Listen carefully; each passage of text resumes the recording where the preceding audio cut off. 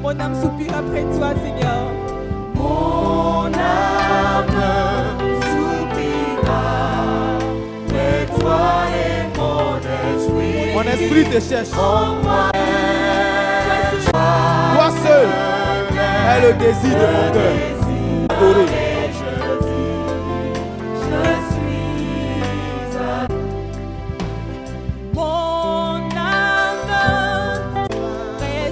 Ma vie n'a de sens que par toi, Seigneur. C'est toi qui donnes donnes et nul ne peut arracher. Tu arraches et nul ne peut donner. Tu ouvres et nul ne peut fermer. Tu fermes et nul ne peut ouvrir. Tu ordonnes et ta parole est la vérité. Mon âme soupire après toi. Adorons le Seigneur. Adorons le Seigneur. Alléluia. Mon âme soupire après toi. Mon âme soupire après toi. Mon âme soupire après toi, Seigneur. Mon esprit cherche l'Éternel. Cherchons l'Éternel pendant qu'il est là. Alléluia. Dieu se laisse trouver par celui qui le cherche.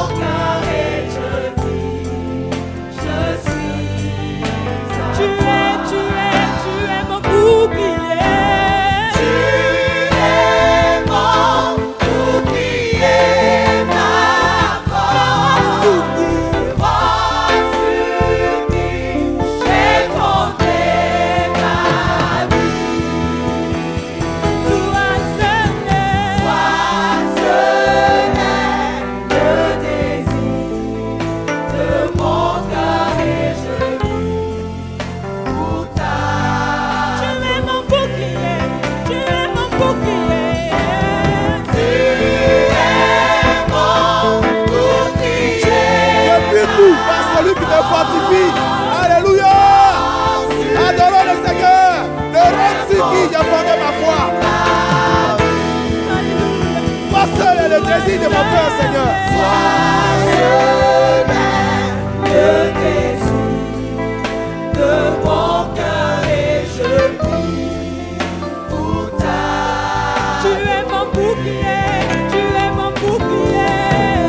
Tu es mon bouclier, ma force. Tu es le Roi sur qui j'ai fondé ma vie. Tu es mon bouclier. Tu es mon bouclier, ma force. Le roi sur qui j'ai fondé ma vie. Tu es mon bouclier, Seigneur, alléluia. Tu es mon bouclier, ma force. Le roi sur qui j'ai fondé ma vie. Toi seul Toi seul est le désir le désir. de mon cœur et je vis pour ta. Toi seul est le désir. Toi seul est le désir de mon cœur et je vis pour ta. Toi seul est le désir, Seigneur. Toi seul est le désir Alléluia. de mon cœur et je vis pour t'adorer. Et je vis pour t'adorer. Et je vis pour t'adorer. Et je vis pour t'adorer, pour t'adorer.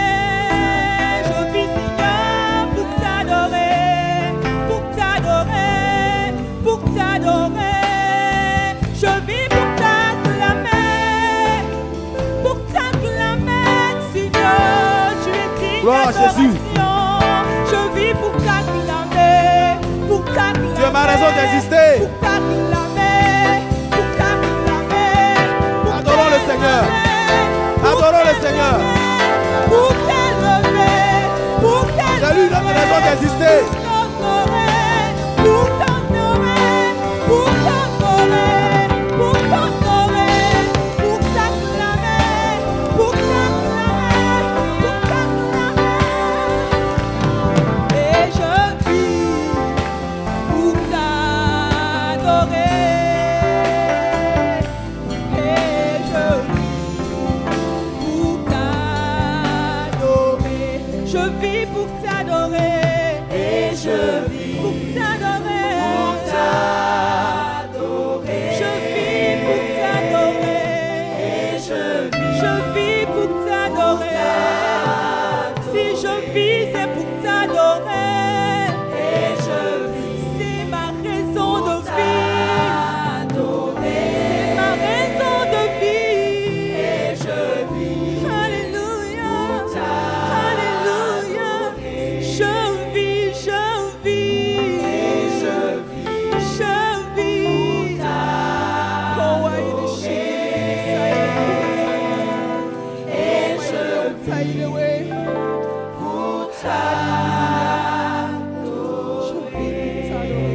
Mieux vaut un jour dans tes pavis que 1000 ailleurs. Je préfère me tenir sur le seuil de la maison de mon Dieu plutôt que d'habiter sous des tentes de la méchanceté. Car l'Éternel est un soleil, un bouclier. Alléluia. L'Éternel donne la grâce et la gloire. Il ne refuse aucun bien à ceux qui marchent dans l'intégrité. Éternel des armées, heureux l'homme qui se confie en toi. Confions-nous à l'Éternel. Prions le Seigneur, élevons la voix et magnifions son nom. Dieu est digne de recevoir la gloire. Je vis pour t'adorer. Et l'Éternel nous a sélectionnés aujourd'hui pour que nous puissions élever la voix, pour que nous puissions l'adorer. Alléluia. Bénissons l'Éternel. Ô Seigneur, mon âme est tranquille en toi. Mon âme n'a de sens que par toi. Je vis que par toi, Seigneur. Ma force me vient de toi, Jésus-Christ. Tu es mon bouclier. Tu es ma force. Tu es mon bonheur. Tu es mon pain quotidien. Tu es mon combattant, Seigneur. C'est toi qui combats mes ennemis. Tu permets que l'épreuve, au-delà de mes forces, soit neutralisée, afin que je sois capable de le surmonter. Tu es mon Dieu. Tu es mon Seigneur. Adorons le Seigneur. Mon âme est tranquille. Mon âme est tranquille dans la présence de l'Éternel. Gloire à Jésus. Ô Seigneur, mon âme est tranquille auprès de toi, car tu es pour moi une citadelle. Tu es pour moi une citadelle. Et jamais. Mon Dieu. Je ne serai humilié. Je ne serai jamais humilié avec l'Éternel. Car mon salut vient de l'Éternel. Adorons le Seigneur. Gloire à Jésus. Près de toi, Seigneur. Oh Seigneur, mon âme est tranquille auprès de toi. Tu es pour moi une citadelle. Tu es pour moi une abri sûre. Alléluia. Une citadelle. Et jamais, mon Dieu. Et jamais, mon Dieu, je ne serai humilié, car mon salut vient de toi. Mon âme est tranquille près de toi. Mon âme est tranquille près de toi. Seigneur, mon âme est tranquille. Alléluia. Auprès de toi.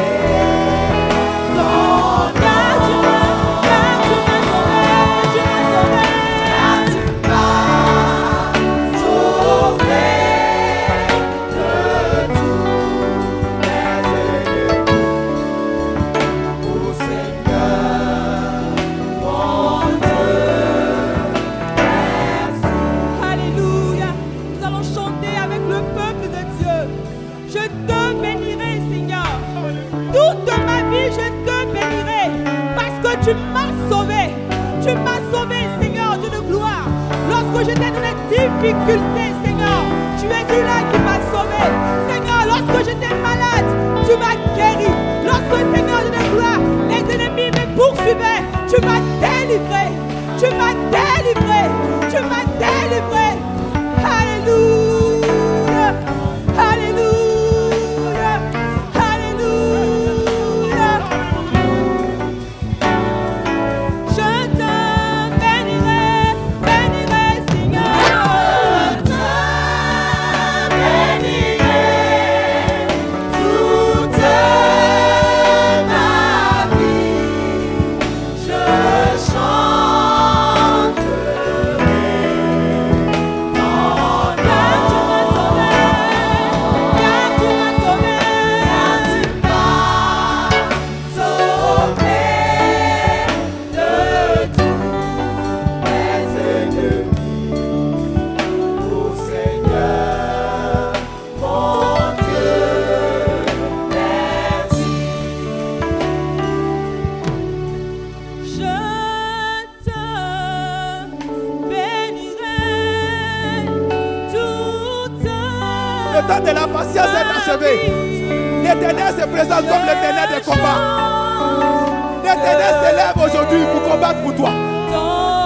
C'est le jour de l'Éternel. C'est le jour de l'accomplissement. C'est le jour de l'exaucement. Adorons le Seigneur. Car il nous a sauvés. Il nous a sauvés de nos ennemis. Aujourd'hui, le Seigneur se met de ton côté pour mettre tes ennemis dans la confusion. Alléluia. Adorons le Seigneur.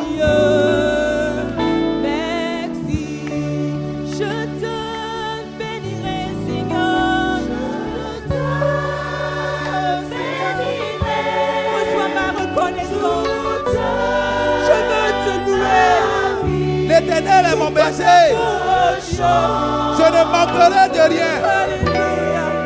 Il me fait reposer dans le vert pâturage. Il me dirige auprès des eaux paisibles. Il restaure mon âme. Il me conduit dans les sentiers de la justice à cause de son nom. Quand je marche dans la vallée de l'ombre de la mort, je ne crains aucun mal. Car tu es avec moi. Ta houlette et ton bâton me rassurent. Tu dresses devant moi une table en face de mes adversaires. Tu induis ma tête et ma coupe déborde dans l'Éternel. Adorons le Seigneur, le Dieu de combat. L'Éternel qui se penche pour nous aujourd'hui. Élevons la voix, adorons le Seigneur. Adorons le Seigneur. Gloire à Jésus. Alléluia. Car tu m'as sauvé de tous mes ennemis. Ô Seigneur, mon Dieu, merci. Alléluia. Oh Seigneur, mon Dieu, merci. Merci, merci pour toi. Merci pour ta fidélité. Seigneur, mon Dieu, merci.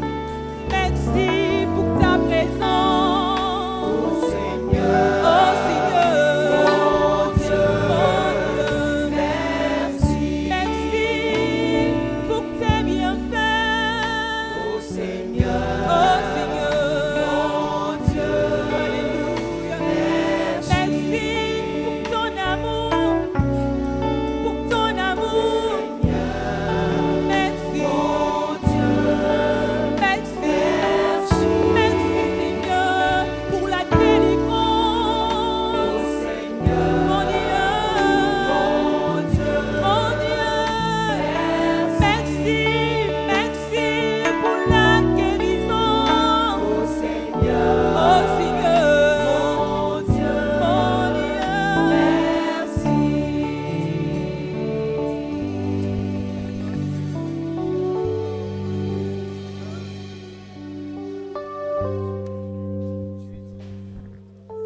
Adorons le Seigneur. Adorons le Seigneur. Les 24 vieillards disent une voix forte. L'agneau qui est assis, qui a été immolé, est digne de recevoir la puissance, la richesse, la sagesse, la force, l'honneur, la gloire, la louange, toutes les créatures qui sont dans le ciel. Alléluia. Et tout genou sur toute la terre. Adore le Seigneur. Élevons la voix. Adorons le Seigneur. Adorons le Seigneur. Adorons le Seigneur. Béni soit ton nom, Seigneur. Gloire à toi, Seigneur. Il a dépouillé les dominations. Il a dépouillé les dominations. Et il règne, il règne. Alléluia. À jamais tu seras. Qui est digne d'ouvrir le livre de vie et d'en remplir les seaux? L'agneau sur le trône. Voici l'agneau sur le trône, le lion de la tribu de Judas. Je fléchis les genoux. Le seul capable d'ouvrir le livre de vie. Trouvez digne devant Dieu et d'en remplir les seaux. Adorons le Seigneur. Adorez toi seul. Adorons l'agneau. Magnifions Jésus. À jamais tu seras. L'agneau assis sur le trône, sur le trône. Et nous fléchissons les genoux pour t'adorer toi seul. À jamais, à jamais. À jamais tu seras. À jamais tu seras. L'agneau sur le trône. L'agneau sur le trône. Je fléchis les genoux. Je fléchis les genoux. T'adorer toi seul. À jamais tu seras. À jamais tu seras. À jamais sur le trône. L'agneau sur le trône. L'agneau sur le trône. Et nous fléchirons les genoux devant ta face. T'adorer toi seul. À jamais tu seras. À jamais tu seras. À l'agneau sur le trône et nous levons nos voix pour l'adorer. Alléluia. L'agneau sur le trône. Alléluia, l'agneau sur le trône. Je fléchis les genoux. T'adorer toi seul. Les cieux proclament.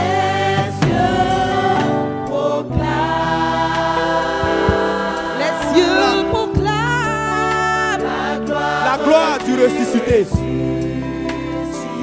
Et rien n'est égal. Et rien n'est Rien égal. n'est semblable. Rien n'est égal à la bonté de l'Éternel. C'est la terre et dans la mer. Il est l'agneau qui a été immolé pour nos Les péchés. cieux Adorons le Seigneur. proclament. Les cieux des cieux ne peuvent contenir sa Les gloire. cieux proclament la gloire de Jésus. Il est le roi des rois, le Seigneur des seigneurs. Le crucifié, Adorons le Seigneur. à l'agneau Alléluia. vivant. Rien n'est égal à la bonté du Seigneur. Et nous disons, à jamais il sera. À jamais tu seras. À jamais tu seras. L'agneau sur le trône. Tu es assis sur le trône, sur le trône, sur le trône.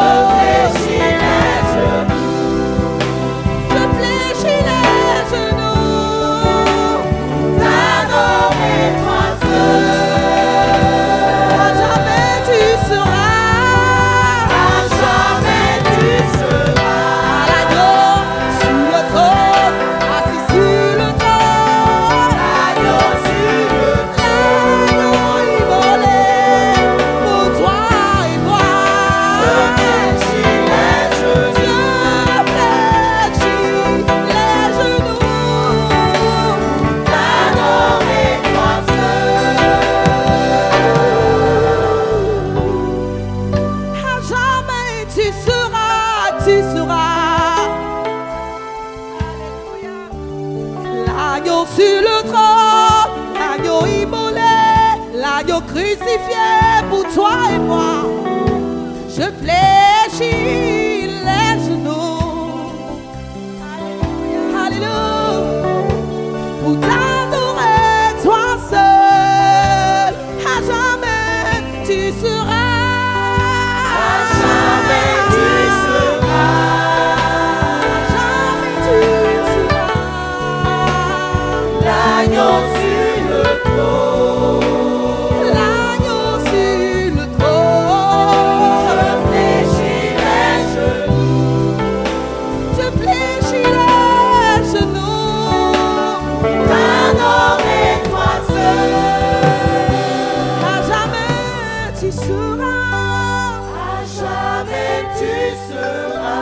À l'agneau sur le trône. Soit la gloire, la louange et L'agneau l'honneur. sur le trône. L'agneau sur Adorons le Seigneur. trône. Adorons le Seigneur. Les genoux. À jamais tu seras l'agneau sur Je le trône. fléchis les genoux. Je fléchis le genou pour t'adorer. Adorer toi. Alléluia. Élevons la voix, adorons le Seigneur. Adorons, Je vous attends vos louanges, mes frères. adorons le Élevons la voix. Seigneur. Adorons le Seigneur. Adorons le Seigneur. Adorons le Seigneur. C'est lui l'agneau. C'est lui l'ayant droit. C'est lui le Seigneur des seigneurs. C'est lui le roi des gloires. Vous êtes au bon endroit. C'est le légitime qui doit recevoir l'adoration. Adorons le Seigneur. Adorons le Seigneur. Donnons à l'agneau la louange qui lui est due. Elle est méritoire. Alléluia. Adorons le Seigneur. À jamais tu seras l'agneau sur le trône. Élevons la voix et bénissons le Seigneur.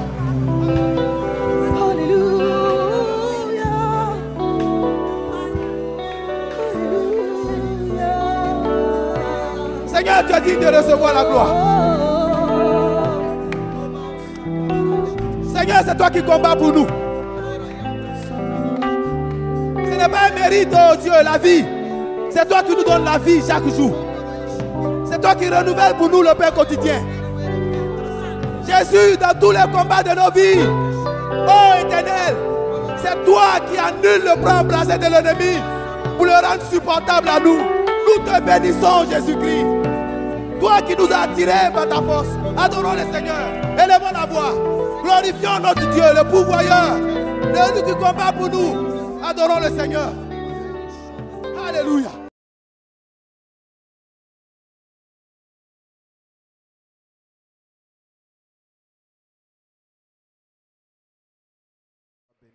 Voilà, nous allons passer à l'écoute de la parole de Dieu. Et ce matin, c'est le pasteur Plao qui nous apporte les conseils du Seigneur. Que Dieu bénisse son serviteur.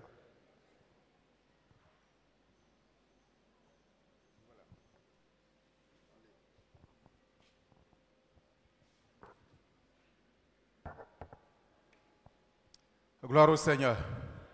Voilà.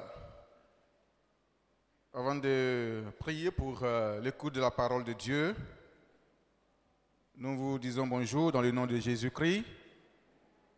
Et nous voulons encourager toute la jeunesse de Cocody à rester juste après Amen, juste après le culte, pour sa formation à la mission, la formation à l'œuvre missionnaire. Et cette formation sera donnée par le département d'action missionnaire, DEMAC. Je vais inviter le pasteur Ayuma à recommander le cœur de tout un chacun au Seigneur afin que cette parole puisse trouver une place favorable dans nos cœurs. Nous te bénissons, notre Dieu, notre Père, au nom de Jésus-Christ, toi qui nous as réunis ici en ces lieux, dans ta maison et dans ta présence, pour nous donner de magnifier et d'exalter ton Saint-Nom.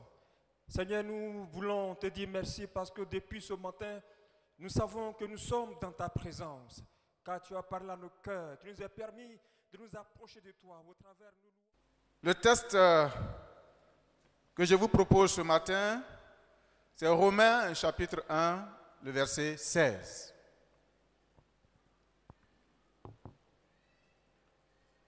Romains chapitre 1, le verset 16.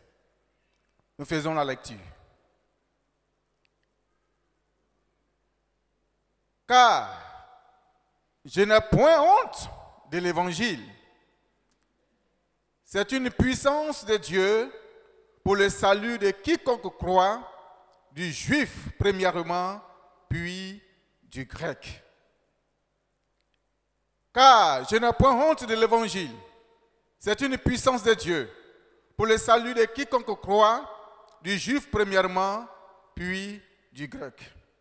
Amen.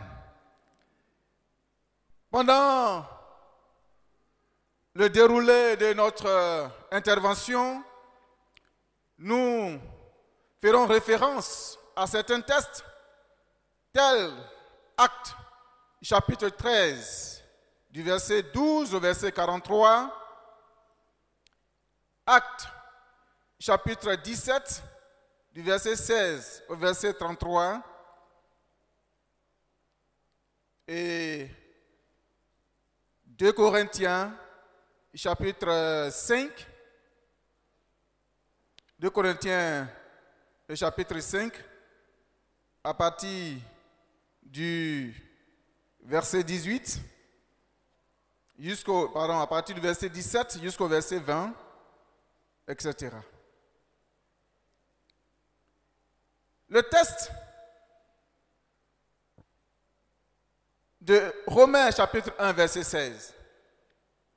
Cette parole a été prononcée par l'apôtre Paul. Il dit ici qu'il n'a pas honte de l'évangile de Christ. Et cet évangile est une puissance de Dieu pour le salut de quiconque croit. Du juif premièrement, puis du grec. Nous voulons donner donc comme thème à notre intervention la puissance de l'évangile. La puissance de l'évangile. En donnant un tel thème, nous voulons amener chacun et chacune d'entre nous, d'une part, à se remémorer ou à revisiter la puissance transformatrice que l'évangile de Christ a produit dans sa vie, de sorte qu'il soit aujourd'hui, ou alors qu'il est aujourd'hui, le statut d'enfant de Dieu, et d'autre part, réveiller, et bien plus, éveiller notre conscience sur la nécessité et notre responsabilité à proclamer cette bonne nouvelle qui nous a fait tant de bien, au risque d'être des hommes et des femmes ingrats, malheureux, ingrats vis-à-vis de Dieu, voire même inutiles dans sa maison. Oui, tous autant que nous sommes ce matin, avons été bénéficiaires ou nous continuons de bénéficier de la bonne nouvelle de l'évangile de Christ. Et pour avoir été un jour éclairé, illuminé, transformé par la puissance de cet évangile, nous avons pour devoir de proclamer cette bonne nouvelle. Et comme l'apôtre Paul le disait, malheur à moi si je n'annonce pas l'évangile. Pour atteindre un tel objectif, nous ferons la lumière sur la problématique suivante, à savoir, qu'est-ce que l'évangile? Qu'est-ce que l'évangile? Quel est son contenu réel? Et enfin, en quoi l'évangile est une véritable puissance pour celui qui croit. Amen. En quoi l'évangile est une véritable puissance pour celui qui croit. Oui, avant de donner la définition du mot évangile, nous devons savoir, frères et sœurs, que l'apôtre Paul, lors de ses voyages missionnaires, l'équipe missionnaire de l'apôtre Paul, en sillonnant les territoires et les continents, il n'avait rien d'autre. Il n'avait rien d'autre que la parole puissante de Christ qui les accompagnait. Alléluia. Il n'avait rien d'autre que cette parole qui était pour eux une force, une autorité, un pouvoir, et par laquelle des actions spectaculaires, des actions miraculeuses se produisaient. Les malades étaient guéris. Les morts étaient ressuscités. Des personnes qui étaient captives des démons et des puissants des ténèbres étaient libérées et affranchies. Ils avaient seulement cette parole avec eux. Mais cette parole n'est pas n'importe quelle parole. Une parole de puissance et d'autorité. Alléluia. Qu'est-ce que l'évangile?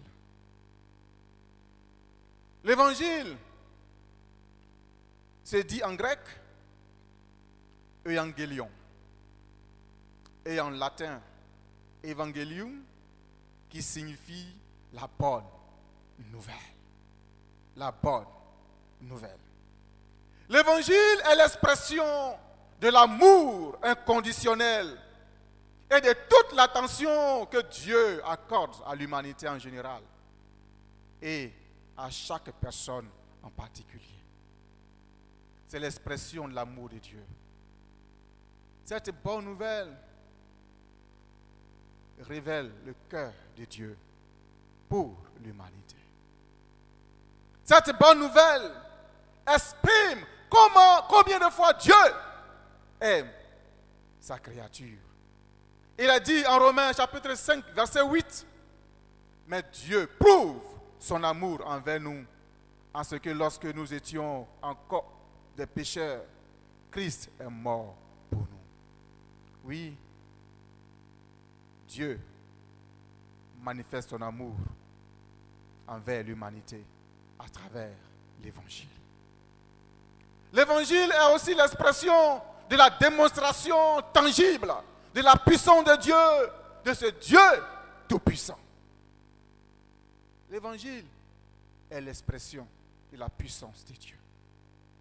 Selon 1 Corinthiens chapitre 2, verset 4, il est écrit là-bas, « Ma parole et ma prédication ne reposaient pas sur des discours persuasifs de la sagesse, mais sur une démonstration d'esprit et de puissance. » Oui, la parole de Dieu qui était prêchée, la parole que l'apôtre Paul annonçait n'était pas des discours persuasifs de la sagesse, mais c'était une démonstration de la puissance de Dieu. Et cette parole-là faisait de l'effet dans la vie des hommes, de ceux qui croyaient en cette parole. Oui, l'évangile est l'expression de la démonstration de la puissance de Dieu. Alléluia. Quel est le contenu de cet évangile? Pour que il soit qualifié de bonne nouvelle. Pourquoi pouvons-nous dire que l'évangile est une bonne nouvelle? Frères et sœurs, sachant que toute bonne nouvelle est considérée comme telle, de par son contenu et ce qu'elle apporte comme changement heureux à notre quotidien, à notre avenir et à notre bien-être. Si vous entendez une bonne nouvelle, ou si vous recevez une bonne nouvelle, vous pouvez considérer cette nouvelle comme étant bonne si elle va apporter quelque chose de nouveau, quelque chose de bon dans votre vie. si elle va apporter un changement positif, si cette nouvelle ou cette action ou cet événement va changer le cours de votre vie, si cette nouvelle va influencer positivement votre quotidien et vous apporter la joie et la paix du cœur. Dans le monde, il y a plusieurs bonnes nouvelles. Il y a des nouvelles d'embauche dans de grosses entreprises, c'est une bonne nouvelle. Il y a les nouvelles d'accouchement, de naissance, comme on en a entendu ce matin. Il y a aussi des mariages qui sont des bonnes nouvelles. Mais l'évangile est la bonne nouvelle du salut en Jésus-Christ. L'évangile est la bonne nouvelle du salut en Jésus-Christ. L'apôtre Paul, s'adressant aux Juifs, lorsqu'il était à Antioche de Pisidie, il disait ceci: hommes, frères, fils de la race d'Abraham, et vous qui craignez Dieu, c'est à vous que cette parole de salut est envoyée. Oui, cette bonne nouvelle est une nouvelle de salut. Une nouvelle qui apporte la vie éternelle. L'évangile, de par son contenu, proclame la mort de Jésus-Christ. Alléluia. Et Paul disait ceci: car les habitants de Jérusalem et leurs chefs ont méconnu Jésus et en le condamnant, ils ont accompli les paroles des prophéties des prophètes qui se lisent chaque sabbat. Quoiqu'ils ne trouvassent en lui rien qui fût digne de mort, ils ont demandé à Pilate de le faire mourir. Et après qu'ils eurent accompli tout ce qui a été écrit de lui, ils le descendirent de la croix et le déposèrent dans un sépulcre. Oui, la nouvelle, la bonne nouvelle, cette bonne nouvelle de l'évangile est la nouvelle de la mort de Jésus-Christ de Nazareth. Christ est mort sur la croix et l'évangile atteste cela. Non seulement il est mort, mais l'évangile aussi atteste la résurrection de Christ d'entre les morts. Alléluia. Et cette résurrection est l'expression de la victoire des chrétiens, la victoire du peuple de Dieu sur le pouvoir de la mort. La victoire de l'homme qui s'attache à Dieu. Oui, la résurrection de Christ est le symbole de notre victoire. Il est écrit en Actes chapitre 13, verset 37. Mais celui que Dieu a ressuscité n'a pas vu la corruption. Oui, notre Seigneur Jésus-Christ n'a pas connu la corruption. C'est pour cela que nous pouvons crier haut et fort, être le porteur de cette bonne nouvelle pour dire: c'est lui que nous adorons, c'est lui qui est notre Seigneur, qui est notre Maître. Il n'a point connu la corruption. Son corps n'a pas été rongé par des vers, ses os n'ont pas pourri, mais il est ressuscité et il est monté au ciel. Cette bonne nouvelle est digne d'être annoncée, est digne d'être propagée. Alléluia. L'évangile confirme la montée de Christ au ciel.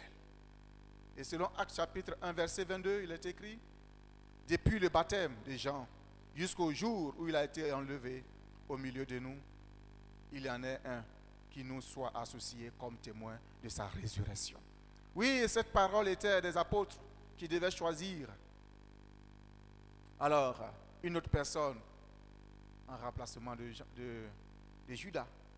Mais ils étaient convaincus, ou alors ils attestent effectivement que Christ est monté au ciel. L'évangile atteste et certifie que Christ a été glorifié auprès du Dieu le Père. Il a été revêtu de puissance et d'autorité en vue de dominer sur toute puissance, toute principauté, en haut dans le ciel, en bas sur la terre et sous la terre. Oui, cette bonne nouvelle de la puissance de Christ, cette bonne nouvelle de la gloire du Seigneur Jésus-Christ. Christ est assis auprès du Père et il domine sur toutes choses. Oui, frères et sœurs, l'évangile a un contenu précis, clair et net. Et en Philippiens chapitre 2, versets 8 à 11, il est écrit: ayant paru comme un simple homme, il s'est humilié lui-même, se rendant obéissant jusqu'à la mort, même jusqu'à la mort de la croix. C'est pourquoi aussi Dieu l'a souverainement élevé et lui a donné le nom qui est au-dessus de tout nom, afin qu'au nom de Jésus, tout genou fléchisse dans les cieux, sur la terre, sous la terre, et que toute langue confesse que Jésus est Seigneur, à la gloire de Dieu le Père. Alléluia. Oui, Christ a été glorifié.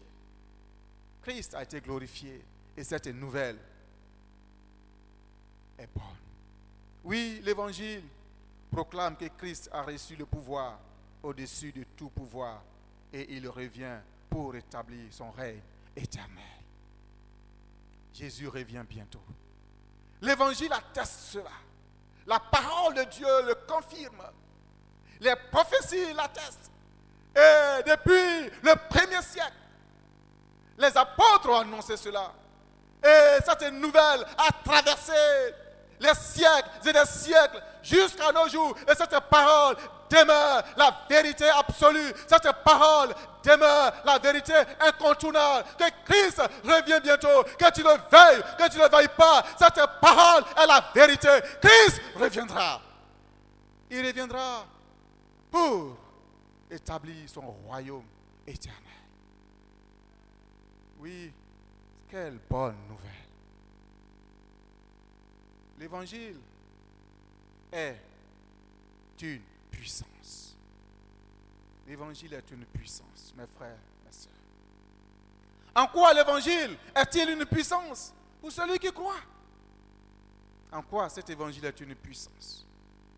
L'évangile est une puissance car il transforme, il façonne, il change, il crée des hommes.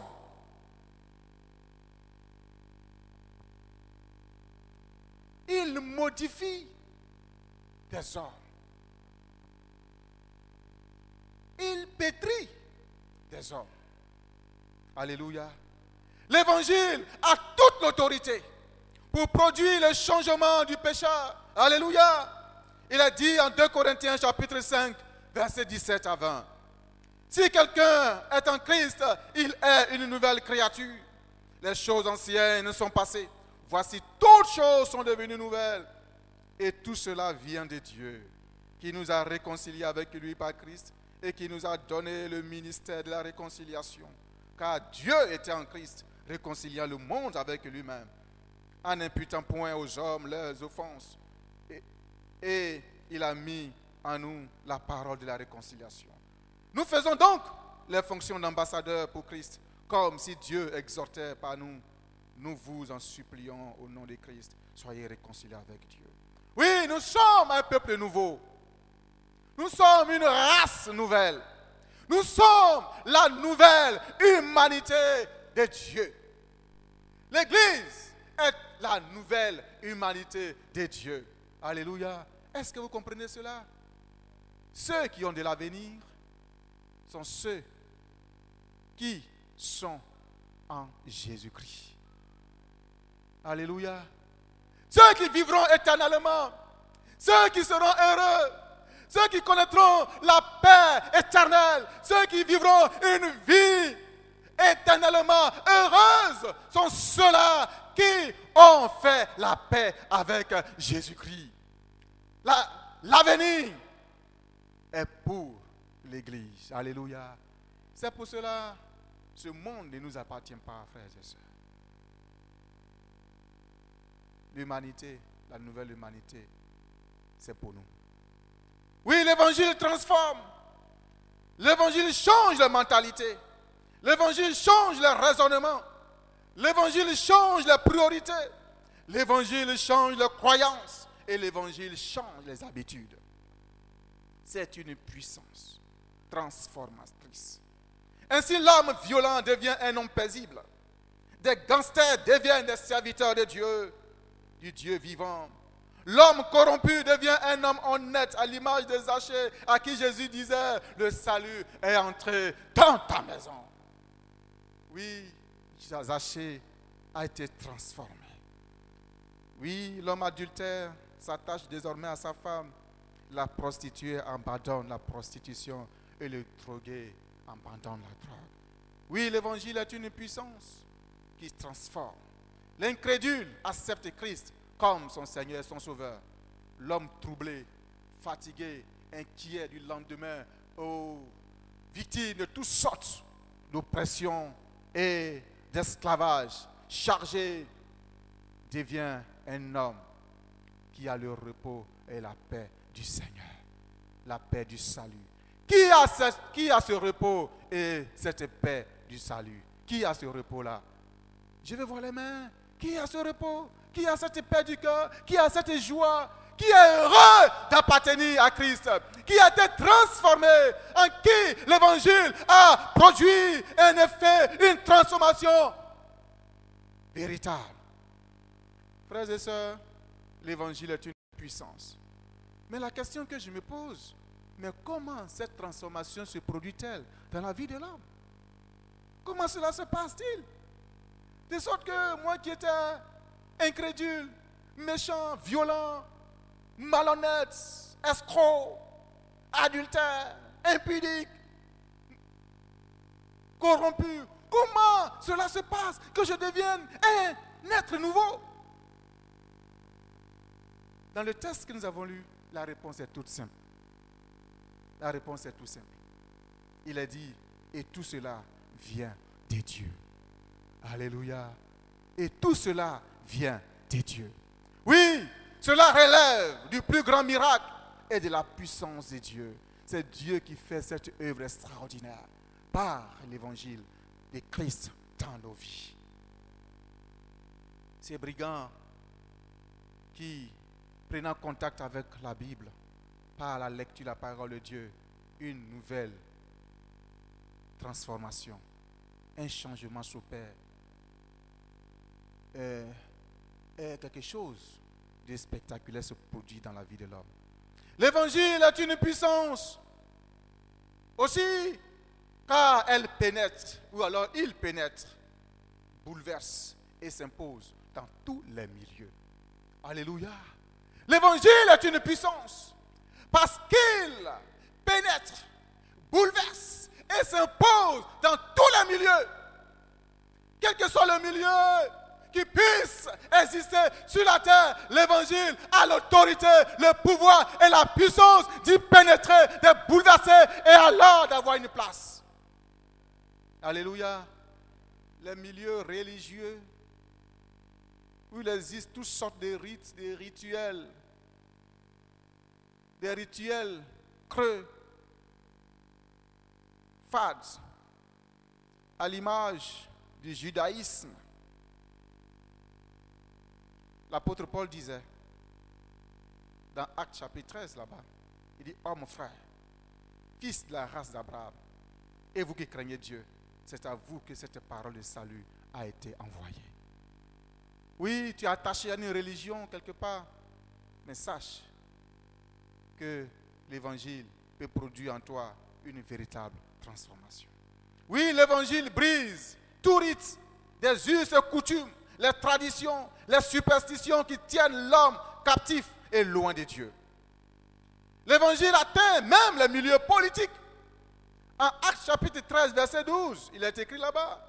Alors, le proconsul, voyant ce qui était arrivé, crut, étant frappé de la doctrine du Seigneur. Alléluia. Sachez qu'un proconsul était un gouverneur civil et militaire d'une province sous l'Empire romain. Cette haute autorité politique et militaire a donné sa vie à Christ. Aujourd'hui, nous devons prier pour nos autorités. Alléluia. Même le milieu politique, l'évangile peut pénétrer et bouleverser les choses là-bas. L'évangile pénètre et bouleverse les milieux hautement intellectuels. Et parlant des philosophes épicuriens et stoïciens, de l'aréopage. Vous devez savoir que l'aréopage, c'est l'assemblée des savants. Il est écrit ceci en Actes chapitre 13, versets 32 à 34. Lorsqu'ils entendirent parler de résurrection des morts, les uns se moquèrent et les autres dirent, nous t'attendrons là-dessus une autre fois. Ainsi, Paul se retira du milieu d'eux. Mais la parole déclare, la Bible dit, quelques-uns néanmoins s'attachèrent à lui et crurent. Et Dénis, l'Aréopagite, une femme nommée Damaris et d'autres avec eux. Oui, dans ce monde fermé d'intellectualisme, de savants et tout sortes de raisonnements, l'évangile a eu sa place et a bouleversé des vies.